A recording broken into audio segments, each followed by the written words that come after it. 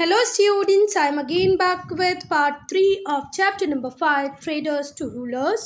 बेटा ये चैप्टर बहुत बड़ा था इसलिए इसे 3 पार्ट में बनाया है. I hope you all have seen part 1 and part 2 of this chapter. If not, do watch it. Students, till here we have completed everything in part 2. We'll start part 3 with fourth Mysore war. बेटा अब जो चौथा Mysore war होगा, क्यों होगा चौथा Mysore war? क्योंकि जो टीपू सुल्तान होते हैं वो रिफ्यूज़ कर देते हैं कि भाई मुझे आपके साथ मतलब ब्रिटिशर्स के साथ कोई सब्सिडरी अलायंस साइन नहीं करना है. जैसे ही ब्रिटिशर्स कहते हैं कि भाई चलो अब हम लोग सब्सिडरी अलायंस साइन कर ले, तो टीपू सुल्तान रिफ्यूज़ कर देते हैं कि मुझे कोई सब्सिडरी अलायंस आपके साथ साइन करना ही नहीं है. इस वजह से हो जाता है फोर्थ मैसूर वॉर. जो निज़ाम होते हैं वो ब्रिटिशर्स को ज्वाइन कर लेते हैं अगेंस्ट द टीपू. पूरे इंडिया में हमेशा ऐसे ही हुआ. ब्रिटिश एक एक करके हमारे इंडियन किंग्स को जीतते गए. किसकी हेल्प से? हमारे इंडियन किंग्स की हेल्प से ही. देखो ये जो निज़ाम थे, ये निज़ाम तो इंडिया के ही थे ना, फिर भी इन्होंने किसको ज्वाइन कर लिया? ब्रिटिशर्स को ज्वाइन कर लिया. किसके अगेंस्ट में? टीपू के अगेंस्ट में. तो ये गलत बात थी. हमेशा ऐसे ही कुछ ना कुछ होता आया है कि हमारे अपने लोग ही कोशिश करते हैं कि भाई कि दूसरा राजा हार जाए और ये किंगडम मुझे मिल जाए, पर ऐसा होता नहीं है क्योंकि किंगडम तो फाइनली किसके पास जानी? ब्रिटिशर्स के पास जानी है. Tipu died in 1799. टीपू सुल्तान की डेथ हो जाती है 1799 में, fighting bravely to defend capital Seringapatam. Seringapatam उनकी कैपिटल को बचाते हुए टीपू सुल्तान की डेथ हो जाती है 1799 में. जो ब्रिटिश थे वो मैसूर के एक बहुत बड़े पार्ट को एनेक्स कर लेते हैं और इस जीत का थोड़ा सा शेयर किसको भी दे देते हैं? निज़ाम को भी दे देते हैं. ब्रिटिश एनेक्स कर लेते हैं बहुत बड़े पार्ट को मैसूर के and gave the Nizam a share of the conquest. और जो जीता है उसका थोड़ा पार्ट किसको भी दे देते हैं? निज़ाम को भी. जो रिमेनिंग टेरिटरी रहती है मैसूर की, वो कम्प्लीटली ब्रिटिश टेरिटरी से सराउंड हो जाती है. ठीक है. Were restored to an heir of Wodeyar family. पहले वुडियार फैमिली ही रूल करती थी मैसूर वाले एरिया पे तो उनके ही हायर को ये वो टेरिटरी दे देते हैं. मतलब टेरिटरी दे क्या देते हैं? कठपुतली राजा बना के बैठा देते हैं. देखो फाइनल कंट्रोल तो मैसूर का ब्रिटिशर्स के पास ही रहेगा, पर वहाँ पर एक कठपुतली राजा बिठाना होता है तो वो वुडियार फैमिली के हायर को वहाँ पर रिस्टोर कर देते हैं. विच रिजाइंड बिफोर हैदर अली, जिसने हैदर अली के पहले उस एरिया को छोड़ा था. मतलब हैदर अली ने एक्वायर कर लिया था वुडियार फैमिली से. तो अब हैदर अली की डेथ हो गई, टीपू सुल्तान की डेथ हो गई, तो वापस से कठपुतली राजा बना दिया वुडियार फैमिली के ही हायर को. जो न्यू रूलर था उसने सब्सिडरी अलायंस को एक्सेप्ट कर लिया. वो वैसी बात है, एक व्यक्ति जो राजा बनने की सारी उम्मीदें छोड़ चुका था, क्योंकि हैदर अली के बाद राजा बने थे टीपू सुल्तान. अब उसे अचानक से कोई बोल दे ब्रिटिश आके कि चलो हम तुम्हें मैसूर का राजा बना देते हैं, बस एक ही कंडीशन है कि तुम्हें सब्सिडरी अलायंस साइन करना पड़ेगा. तो वो क्या मना करेगा? वो इजीली अग्री हो जाएगा. जो टीपू की फैमिली थी उसे वेल्लोर भेज दिया गया. उसे एक्साइल में कहाँ भेज दिया गया? वेल्लोर. वेल्लोर. अब हम देखेंगे मराठास को. अगर मुगल्स के बाद कोई बहुत बड़ी पावर इंडिया में थी जिसने पैन इंडिया एम्पायर का सपना देखा था तो वो थे मराठास. तो मराठास का सब्जुकेशन होगा 1770s में. इंटेंस पावर स्ट्रगल होता है मराठा चीफ के बीच में. अच्छा, मैं वही बोल रही हूँ कि आप आपस में लड़ोगे, कोई इसका एडवांटेज उठाने ही वाला है. और ऐसे ही जो मराठा चीफ थे ये आपस में लड़ रहे थे और इसका एडवांटेज, इस डिसयूनिटी का एडवांटेज उठाते हैं ब्रिटिशर्स और मराठास के इंटरनल अफेयर्स में इंटरफेयर करने लग जाते हैं. इससे होता है 3 एंग्लो मराठा वॉर्स. कब से कब तक? 1775 से 1880 तक. कितने? British paramountcy before third Maratha war. Third Maratha war होता उसके पहले ब्रिटिश पैरामाउंटेंसी इंडिया में एस्टेब्लिश हो चुकी थी. पैरामाउंटेंसी का मतलब क्या होता है? Supreme power, सर्वोच्चता. ब्रिटिशर्स को ऐसा लगने लगा था इंडिया में कि हमसे ऊपर, हमसे ज़्यादा पावरफुल तो कोई है ही नहीं. और सच में ऐसा एस्टेब्लिश हो भी चुका था. इन्हें लगता क्या था? एक दूसरे इंडियन राजा की हेल्प लेके ये एक के बाद एक टेरिटरीज जीतते जा रहे थे. तो सच में इन्होंने पैरामाउंटेंसी तो एस्टेब्लिश कर दी थी. Before the outbreak of third Maratha war. Third Maratha war का आउटब्रेक होता उसके पहले बेटा जो ब्रिटिश थे वो एक ट्रीटी साइन कर चुके थे. किसके साथ? रंजीत सिंह के साथ. रंजीत सिंह कौन थे? Ruler of Punjab. उनके साथ ट्रीटी ऑफ अमृतसर साइन की ब्रिटिश ने 1809 में. रंजीत सिंह और ब्रिटिशर्स एग्री हुए. ब्रिटिशर्स ने बोल दिया हम वेस्ट में नहीं आएंगे सतलज रिवर के. रंजीत सिंह ने बोला कि हम नहीं, हाँ, रंजीत सिंह ने बोला हम और ज़्यादा ईस्ट की तरफ अपना एक्सपांशन नहीं करेंगे, ठीक है। देखो, अगर मैं बोलूँ ये यहाँ पर पंजाब है, ठीक है, तो यहाँ से सतलज रिवर जाती है, तो रंजीत सिंह ने क्या बोला कि मैं सतलज रिवर के ईस्ट में नहीं आऊँगा। ब्रिटिशर्स ने क्या बोला, ठीक है हम सतलज रिवर के वेस्ट में नहीं जाएंगे, और इस तरीके से ट्रीटी और अमृतसर फाइनल होगी। क्या दोनों बातें समझ में आई आपको? यहाँ पर रंजीत सिंह का कंट्रोल, तो रंजीत सिंह बोल रहे हैं कि मैं भैया ईस्ट में नहीं आऊँगा। ब्रिटिशर्स का कंट्रोल यहाँ तक है, तो ब्रिटिशर्स बोल रहे हैं मैं और वेस्ट में नहीं आऊँगा, और हम दोनों शांति से आपस में रहेंगे। ब्रिटिश एग्री हो जाते हैं to restrict their territories to the west and east of the bank of Sutlej river respectively. Sutlej river के ईस्ट और वेस्ट में दोनों ने अपनी अपनी जगहें निर्धारित कर ली। लॉर्ड हेस्टिंग गवर्नर जनरल थे बेटा इंडिया के, कब से कब तक, 1830 से 1823 तक। इन्होंने बहुत सारे इंडियन स्टेट्स को अपने डायरेक्ट कंट्रोल में ले आए थे। देखो, कुछ इंडियन स्टेट्स पे तो ये डायरेक्टली कंट्रोल करने लग गए थे, है ना, और कुछ स्टेट्स ऐसे थे जिनके ऊपर ये कंट्रोल कर रहे थे through the system of subsidiary alliance. मतलब बहुत सारे स्टेट्स को डायरेक्टली कंट्रोल कर रहे हैं, बहुत सारे स्टेट्स को इनडायरेक्टली कंट्रोल कर रहे थे थ्रू सब्सिडरी अलायंस। जो ब्रिटेन की टेरिटरी थी इंडिया में, वो नेपाल की तरफ भी एक्सपांड होने लगी, the land of गुरखास। Frequent border clashes होने लगे, और अल्टीमेटली एंग्लो गुरखा वॉर भी हुआ 1814 से 1860 तक। गुरखा को डिफीट कर दिया गया, और जो घरवाल कुमाऊं वाला एरिया है वो भी ब्रिटिशर्स के पास आ गया। तो सोचो, इंडिया नहीं, अब तो नेपाल भी ब्रिटिशर्स के पास आने लग गया है। जो ब्रिटिशर्स थे उन्होंने हिल स्टेशन बनाया घरवाल कुमाऊं रीजन में, जैसे अल्मोड़ा, नैनीताल, मसूरी, शिमला, ठीक है।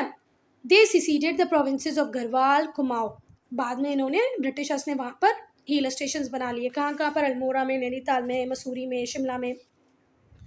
जो गुरखास थे उन्होंने विड्रॉ किया सिक्किम से और एक्सेप्ट की British resident at Nepalese capital Kathmandu. जो गुरखा थे उन्होंने विड्रॉ कर लिया सिक्किम से, और ब्रिटिशर्स के साथ थोड़े बहुत एग्रीमेंट किए, उनकी बातचीत मानी, और बोला कि ठीक है आप अपना एक ब्रिटिश रेसिडेंट हमारी नेपालीज कैपिटल काठमांडू में रख सकते हैं। फिर उसके बाद से तो ब्रिटिशर्स ने गुरखास को रिक्रूट करना स्टार्ट कर दिया कंपनी की फोर्सेस में। जो ईस्ट इंडिया कंपनी की जो आर्मी थी उसमें बहुत सारे गुरखास को रिक्रूटमेंट किया, जॉब दी किसने? ब्रिटिशर्स ने। अब मेरी बात सुनो बेटा, आप लोगों को वो पता है क्या क्या क्या जब जलियांवाला बाग हुआ था, तो जलियांवाला बाग में गुरखा और पठान से तो गोलियां चला रहे थे हम इंडियंस के ऊपर। मतलब देखो, पंजाब से जो लोग बैसाखी का फेस्टिवल मनाने जलियांवाला बाग में आए थे, आप लोगों ने सुना होगा जलियांवाला बाग हत्याकांड, मैसाकर ऑफ जलियांवाला बाग, तो उसमें गुरखास और पठान सी थे जो गोलियां चला रहे थे। तो वैसे भी गुरखा लोग बहुत ही मतलब स्ट्रांग होते हैं, अच्छे लड़ाका होते हैं। ब्रिटिशर्स को ये बात समझ में आ गई और ब्रिटिशर्स ने उन्हें अपनी आर्मी में रिक्रूट करना चालू कर दिया। जो चीफ थे राजपूताना के, उन्हें भी फोर्स किया गया कि भाई तुम भी सब्सिडरी ट्रीटी साइन करो, या तो सब्सिडरी ट्रीटी साइन करो या तो हम तुम्हारे साथ लड़ेंगे और तुम्हारा नामो निशान खत्म कर देंगे। Thus on the eve of third Maratha war, पर जिस ईव पे मराठा वॉर स्टार्ट होगा, third Maratha war, British emerge हो चुके होंगे paramount supreme power in India.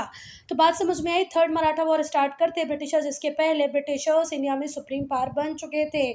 क्या गुरखा, क्या पठान, क्या नेपाल, क्या पंजाब, मैक्सिमम जगह पर ये लोग या तो थ्रू ट्रीटी या through direct control, through indirect control अपने रूल को एस्टेब्लिश कर चुके थे।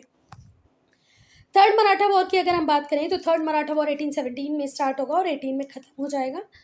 Broke out when Peshwa Bajirao two tried to organise Maratha chief. अब देखो, ब्रिटिशर्स कभी नहीं चाहते थे कि मराठा चीफ्स यूनाइटेड हो जाएं, पर पेशवा बाजीराव टू चाह रहे थे कि सारे मराठा चीफ वापस से ऑर्गेनाइज हो जाएं और ब्रिटिशर्स के खिलाफ लड़ाई करें। तो बाजीराव को डिफीट किया गया, उन्हें डिपोज कर दिया गया और बाद में कहा गया हम तुम्हें पेंशन देंगे, अब तुम कोई रूल वूल नहीं करोगे। कहाँ पर पेंशन ऑफ किया गया उन्हें? बिथूर नियर कानपुर। मराठा से उन्हें कहाँ पहुँचा दिया गया बच्चा? कानपुर पहुँचा दिया गया। जो ऑफिस था पेशवा का उसे एबलिश कर दिया गया, ख़त्म कर दिया गया, और जो स्टेट ऑफ सतारा था वहाँ उसे कार्व्ड आउट किया गया, मतलब एक नया स्टेट बनाया गया जिसका नाम था सतारा। और बाजीराव की जितनी भी टेरिटरीज थी उन टेरिटरीज से सतारा बनाया गया और 17 में जो शिवाजी के डिसेंडेंट थे, मतलब जैसे हम लोग बोल रहे थे अभी कि वुडियार फैमिली के हायर को रख दिया गया था मैसूर का रूलर बना के, तो वैसे ही एक नया स्टेट बनाया गया जिसका नाम रखा गया 17, और वहाँ पर फिर किसको बिठा दिया गया, शिवाजी के डिसेंडेंट जिन्होंने मराठा एम्पायर बनाया था शिवाजी, उनका ही डिसेंडेंट वहाँ पर बिठा दिया गया। अब मुझे बात बताओ कि शिवाजी के डिसेंडेंट को अगर उन्होंने वहाँ पर बिठाया होगा तो वो ब्रिटिशर्स का लॉयल होगा कि नहीं होगा? बिल्कुल होगा, क्योंकि उनसे तो उम्मीद ही छोड़ दी थी कि वो कभी राजा बन पाएगा, पर वो राजा बन गया है, बनाया ब्रिटिशर्स ने, तो वो ब्रिटिशर्स के अकॉर्डिंग ही काम करेगा। Each of Maratha chief was made to sign subsidiary alliance, और जितने भी मराठा चीफ थे जिन्हें इकट्ठा कर रहे थे बाजीराव टू, उन सबसे कहा गया कि अब तुम तो भैया सब्सिडरी ट्रीटी साइन करो। रेसिस्टेंस टू ब्रिटिश पैरामाउंटेंसी, देखो कई बार जो स्मॉल किंगडम्स थी वो ब्रिटिश पैरामाउंटेंसी को मानती नहीं थी, जैसे रानी छन्नम्मा। देखो कोई ज़रूरी नहीं है कि बहुत बड़ा ही व्यक्ति लड़े ब्रिटिशर्स से, है ना, लड़ने की ताकत तो एक नॉर्मल व्यक्ति में भी हो सकता है कोई, तो बहुत सारे छोटे किंगडम्स से जो ब्रिटिशर्स को पैरामाउंट या सुप्रीम पावर नहीं मानते थे, उनमें एक थी रानी छन्नम्मा। एक व्यक्ति चेंज ला सकता है, और वैसी ही कोशिश की रानी छन्नम्मा ने। और बेटा रानी छन्नम्मा की कोशिश इतनी तारीफ़ काबिल थी कि उनके पोस्टेज स्टाम्प निकाले गए, क्वीन ऑफ किथूर, ये रानी छन्नम्मा के नाम से पोस्टर निकला था, पोस्टर नहीं वो पोस्टेज स्टाम्प निकला था। रानी छन्नम्मा क्वीन थी कित्तूर की। कित्तूर कहाँ पर है? कर्नाटका में है। उन्होंने ब्रिटिशर्स के खिलाफ लड़ाई की और एनेक्सेशन कित्तूर का ना हो ऐसी पूरी कोशिश की। उन्हें पकड़ लिया गया, उन्हें जेल में डाल दिया गया 1824 में, और जेल में 1829 में 5 साल बाद उनके हर लॉयल लेफ्टिनेंट पर, जो रानी छन्नम्मा थी उनके एक बहुत ही लॉयल लेफ्टिनेंट थे जिनका नाम था रायण्णा ऑफ सिंगोली के रायण्णा जो थे, उन्होंने कंटिन्यू रखा इस फाइट को। रानी चली भी गई उसके बाद भी, उनका बहुत ही लॉयल वफादार लेफ्टिनेंट था जिसका नाम था रायण्णा। बेटा रायण्णा, जैसे हम तुम लोगों ने णा सुना होगा ना, ये इनका नाम ये एंड में णा आएगा, रायण्णा संगोली से थे। इन्होंने बढ़िया से फाइट की, बट अल्टीमेटली इन्हें भी कैप्चर कर लिया गया और इन्हें फांसी पर लटका दिया गया बाय द ब्रिटिश इन 1830 में उन्हें हैंग कर दिया गया। किसने किया? ब्रिटिश ने। Expansion of British rule in India and beyond, अब हम लोग देखेंगे ब्रिटिश का जो एक्सपांशन इंडिया में हो रहा था वो तो देखेंगे, अब इंडिया के बाहर भी ये लोग जाएंगे। अफगानिस्तान एंड सिंध 1830 में, fearing a Russian attack on India, British को ऐसा लग रहा था ऐसा ना हो कि रशियंस इंडिया पे अटैक कर दे। कब ऐसा डर लग रहा था उन्हें? 1830 में। और अगर रशियंस इंडिया के ऊपर अटैक करते तो किसके थ्रू करते? अफगानिस्तान के थ्रू करते। तो जो ब्रिटिश थे धीरे धीरे उन्होंने अफगानिस्तान के इंटरनल अफेयर्स में भी इंटरफेयर करना चालू कर दिया। तो जरा फिर से ध्यान से सुनो कि अब जो हेडिंग हम पढ़ रहे हैं बहुत इंपॉर्टेंट है। अब जो ब्रिटिश रूल इंडिया में है उसका तो एक्सपांशन होगा ही होगा, साथ ही साथ अब वो बाहर भी जा रहे हैं। तो अफगानिस्तान और सिंध को हम देखेंगे तो 1830 में अंग्रेजों को डर लग रहा था कि यार ऐसा नहीं हो रशिया हमारे ऊपर अटैक कर दे, इंडिया के ऊपर अटैक करना। तो उस टाइम इंडिया में ब्रिटिश गवर्नमेंट थी, तो अल्टीमेटली अटैक किसके ऊपर हो रहा है? ब्रिटिश के ऊपर हो रहा है ना, तो हमें तो कुछ करना पड़ेगा। अच्छा, रशिया जो अटैक करते वो थ्रू अफगानिस्तान ही करते, तो उन्होंने अफगानिस्तान के इंटरनल अफेयर्स में इंटरफेयर करना चालू कर दिया। किसने? ब्रिटिशर्स ने। और इसकी वजह से हुए एक्सपेंसिव एंग्लो अफगान वॉर। कब से कब तक? 1838 से 1842 तक। जो अफगान्स थे उन्होंने बढ़िया रेसिस्टेंस दिया। The British fail to establish direct control over Afghanistan, और अफगान लोग तो शायद लड़ने के लिए पैदा हुए बच्चा, यूएस उन्हें हरा नहीं पाया। नहीं सच में बेटा, अफगानिस्तानी लोगों की तुम हाइट देखो, उनके लड़ने के जज्बे को देखो। एक तो ट्रेन इतना डिफ़िकल्ट है कि उन्हें सच में रोज़ ही अपने आप से लड़ना पड़ता है, अपनी टोपोग्राफी से लड़ना पड़ता है। तो सच में वो ऐसे हो गए हैं कि उन्हें हराना असंभव है। यूएस कितने साल ट्राई करता रहा पर अफगानिस्तान का कुछ नहीं बिगाड़ पाया। फाइनली उससे विड्रॉ ही करना पड़ा, विड्रॉ करके चला गया। तो इसी तरीके से जब ब्रिटिशर्स थे वो भी बहुत ट्राई किए पर फेल हो गए।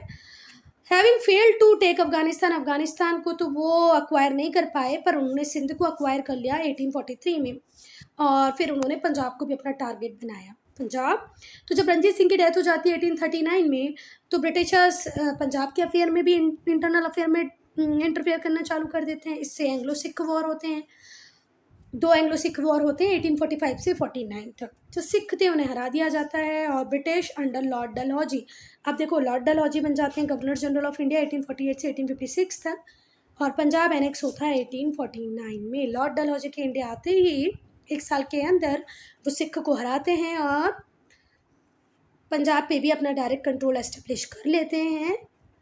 2 एंग्लो सिख वॉर हुए 1845 से 49 के बीच में, और जो लॉर्ड डलहौजी थे ये कब से कब तक गवर्नर जनरल रहे, 1848 से 1856 तक, और पंजाब एनेक्स कब हुआ, 1849 में।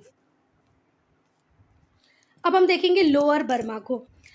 तो लोअर बर्मा का एनेक्सेशन मतलब जो कोस्टल म्यांमार है, म्यांमार का नाम पहले बर्मा हुआ करता था, और यहीं पे वे रंगून है, यहीं पर रंगून है, जिस रंगून में भेजा जाएगा हमारे बहादुर शाह जफर को, कि जो लास्ट मुगल रूलर होते हैं सज़ा काटने के लिए।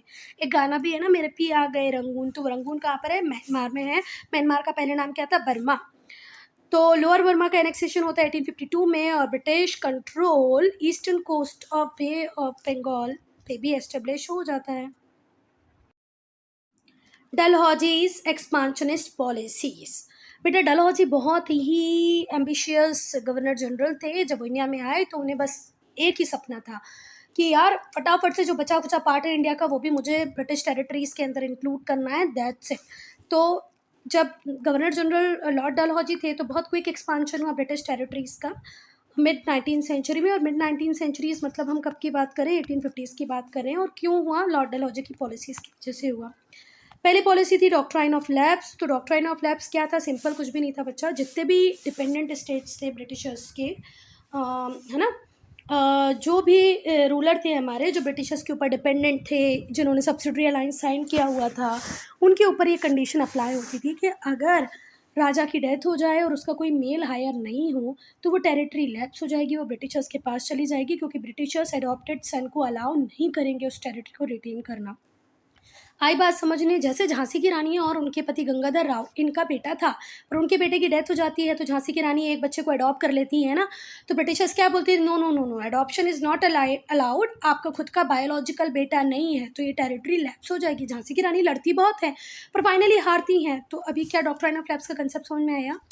Doctrine of lapse applied by Dalhousie freely, according to which a dependent state would pass into British hand। जिस जो पॉलिसी थी लॉर्ड डलहौजी की, डॉक्ट्राइन ऑफ लैप्स, उन्होंने फ्रीली उन स्टेट्स के ऊपर लगाई जो डिपेंडेंट स्टेट्स थे, और कहा कि जितने भी डिपेंडेंट स्टेट है वो ब्रिटिश के हाथों में आ जाएंगे अगर रूलर की डेथ हो जाए बिना नेचुरल हायर के।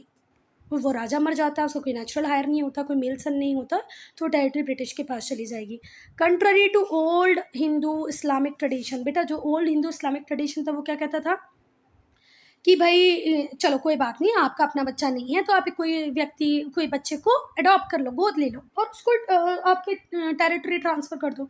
पर लॉर्ड डलहौजी की डॉक्ट्राइन ऑफ लैप्स कंट्ररी थी, इसके अपोजिट थी हिंदू और इस्लामिक ट्रेडिशन के। इसने अडॉप्टेड चिल्ड्रन को बिल्कुल भी इनहेरिट नहीं करने दिया थ्रोन को, कि नहीं बच्चा जो गोद लिया हुआ है उसको तो थ्रोन मिलेगा ही नहीं, वो टेरिटरी तो लैप्स होगी। सतारा 1848 में जो सतारा बनाया था ब्रिटिशर्स ने, शिवाजी के डिसेंडेंट को दिया था, वो सतारा आप वापस से ले लेंगे ब्रिटिशर्स डॉक्ट्राइन ऑफ लैप्स के अंदर। संबलपुर 1849 में, उदयपुर 1852 में, नागपुर 1853 में, झांसी 1854 में, धीरे धीरे करके बहुत सारे एरिया को ये डॉक्ट्राइन ऑफ लैप्स के अंदर अपने कंट्रोल में कर लेंगे। Abolition of pension and titles. Dalhousie ने टाइटल्स को एबलिश कर दिया, पेंशन्स मना कर दी कि भैया जो चाइल्डलेस इंडियन रूलर्स हैं उनके अडॉप्टेड सन को हम पेंशन नहीं देंगे, उनके टेरिटरीज़ को एनेक्स कर लेंगे। तंजौर कार्नेटिक को एनेक्स किया इसी तरीके से। जब पेशवा बाजीराव टू की डेथ हो जाती है तो पेंशन नहीं दी जाती उनके अडॉप्टेड सन नाना साहेब को। नाना साहेब 1857 का वॉर लड़ेंगे बेटा झांसी की रानी के साथ। क्यों लड़ेंगे, क्योंकि पेशवा बाजीराव को जो पेंशन प्रॉमिस की गई थी वो उनके अडॉप्टेड सन नाना साहेब को नहीं दी गई। तो लॉर्ड डलहौजी तो सीधे बोलते थे ना, अडॉप्टेड सन का कोई मतलब ही नहीं है। British intended to abolish the title of Mughal emperor. Britishers ने बहादुर शाह टू के मुगल जो उनका टाइटल था उसे भी एबोलिश कर दिया, मुगल एम्पर का टाइटल उन्हें नहीं दिया। अदर प्रीटेक्स की बात करें तो लॉर्ड डलहौजी ने बहुत बड़ा पार्ट सिक्किम का एनेक्स कर लिया 1850 में, क्योंकि इनके जो रूलर थे उन्होंने कंपनी के सर्वेंट को अच्छा ट्रीटमेंट नहीं दिया था। उन्होंने निजाम और हैदराबाद को भी सरेंडर करने को मजबूर कर दिया कि भैया जो प्रोविंसेस हैं बैरार की वो आप हमें दे दो, क्योंकि आप हमारे फाइनेंशियल ऑब्लिगेशंस पूरे नहीं कर पा रहे हो, जो पैसा हमें आपसे चाहिए आप वो पूरा नहीं दे पा रहे हो, इसलिए बैरार भी हमें दे दो। पर सबसे ज़्यादा ह्यूमिलेटिंग था, फार रीचिंग इफ़ेक्ट था अवध को एनेक्स करने का। अवध बेटा शुरुआत से ब्रिटिशर्स की हर बात मानता आया था और फिर भी ब्रिटिशर्स अवध को एनेक्स कर लेते हैं, तो इसके जो इम्पैक्ट होंगे वो फार रीचिंग होंगे। अवध इन 1920 अवध सब्सिडरी स्टेट बन गया था। जो नवाब थे अवध के, इंक्लूडिंग द लास्ट वन नवाब वाजिद अली शाह, वो हमेशा लॉयल रहे बेटा ब्रिटिशर्स के। ब्रिटिश की टर्म्स कंडीशन को मानते थे, पर फिर भी 1856 में लॉर्ड डलहौजी ने अवध को एनेक्स कर लिया। क्या बोल के कि भैया यहाँ पर माल एडमिनिस्ट्रेशन हो रहा है, मिसमैनेजमेंट हो रहा है। वाजिद शाह को एग्जाइल कर दिया गया सबअर्ब्स ऑफ कलकत्ता में। जो ह्यूमिलेशन वाजिद शाह को मिला उससे डिसकंटेंट क्रिएट हो गया लोगों में। देखो वाजिद शाह को लोग बहुत प्यार करते थे, अपने नवाब को लोग बहुत प्यार करते थे, तो वाजिद शाह के साथ जैसा बिहेवियर कंपनी ने किया ना, तो अवध के जो लोग थे वो इससे बहुत असंतोष उनके मन में आया, बहुत गुस्सा हुए। और इसके अलावा बेटा हाई लैंड रेवेन्यू असेसमेंट हो रहा था, तो बहुत सारे तौलकदार लैंडलॉर्ड जो थे अवध के, उनकी भी ज़मीनें ख़त्म होती जा रही थी। और जो कल्टीवेटर्स थे वो बहुत ज़्यादा एम्पावराइज हो रहे थे, गरीबी की तरफ जा रहे थे, है ना। तो जो नवाब के जो सोल्जर्स थे, जो पीजेंट फैमिली से आते थे, उन्हें डिसबैंड कर दिया गया। ठीक है, नवाब के जो सोल्जर्स थे, क्योंकि अब नवाब की आर्मी नहीं रहेगी ना, क्योंकि नवाब का जो एरिया था वो तो ब्रिटिशर्स ने ले लिया, तो नवाब की आर्मी को डिसबैंड कर दिया गया। अब डिसबैंड कर दिया गया तो इतने सोल्जर्स जाते कहाँ, वो अपने घरों में गए और वापस से एग्रीकल्चर फील्ड में काम करने लगे अपनी लाइवलीहुड के लिए। और बेटा इतना सब कुछ अवध में हुआ क्योंकि पीजेंट सेटिस्फाई नहीं है, सोल्जर सेटिस्फाई नहीं है, तौलकदारों को की ज़मीनें छीन ली गई है, किसान बहुत परेशान है। और इन सब की वजह से जो अवध होगा became the hot bad of revolt of 1857। जम के लड़ाई करेंगे अवध के लोग जब 1857 का रिवोल्ट स्टार्ट होगा। So student, I am ending this video here only. If you have any doubt, any problem, to write in comment section.